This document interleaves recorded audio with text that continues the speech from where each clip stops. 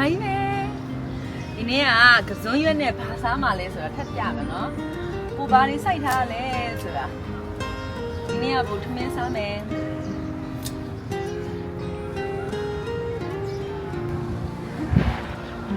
မိုးကလည်းရွာချစ်စင်နဲ့ဟိုဘာစိုက်ထားလဲဆိုပြရမယ်ကစွန်းရွက်နဲ့အလိုက်ဆုံးပါလဲ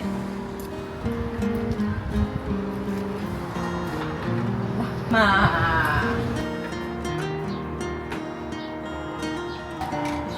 ဇွန်ရနဲ့အလိုက်ဆုံးကတော့မှုဖြစ်ပါတယ်။ဝါရှင်းမယ်နော်။အပိုးဟာလေးတစ်ထုပ်ကို2000နဲ့ဟိုဝယ်လာတဲ့ဟာလေးသိလား။ဒါမှုလေးကတစ်ထုပ်ကို2000ပဲပေးရတယ်။အရန်မိုက်တော့ဒီမှာဝါဒါလေးဆိုရင်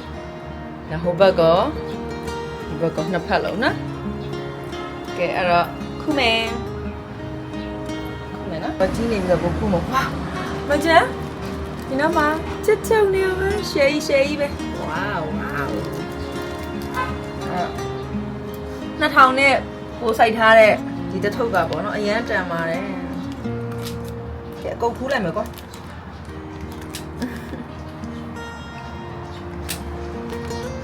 အော်ဟူးโอเคလက်ခံကြမှာခုဒါလေးရေစုနေတာဒါလေးလက်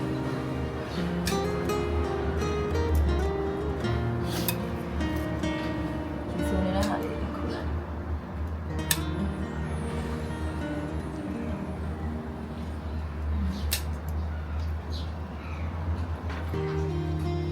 ဒါလေးကကျန်တာထားလိုက်တော့မယ်နော်ကဲဒီဟာကတော့ဘာဖြစ်သွားလဲမသိဘူးမကောင်းဖြစ်သွားလားပြန်ခူးလိုက်တော့ကောင်းဖြစ်နေ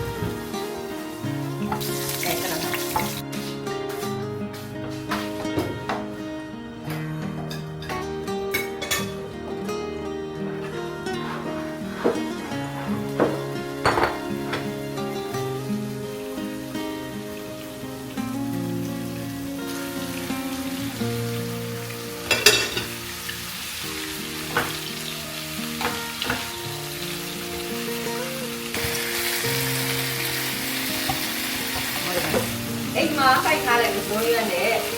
မိုးတို့လေးဝယ်ထားပါတယ်အဲ့မိုးတို့လေးတစ်ခေါက်မှ1000နဲ့ပေးရပါတယ်အဲ့ရလေးဆက်လာတဲ့မိုးလေးကိုချက်တာဖြစ်ပါတယ်ဆိုတော့ဟိုတကယ်အဲ့လိုကိုယ်တိုင်နည်းနည်းလေးချိန်ဆောင်ပြီးတော့ချက်မယ်ဆိုလို့ရှိရင်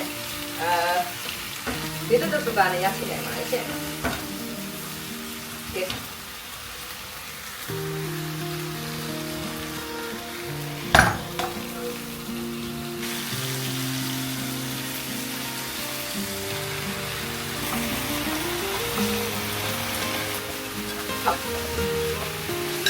我来年里的那个昨天的户才说嘛，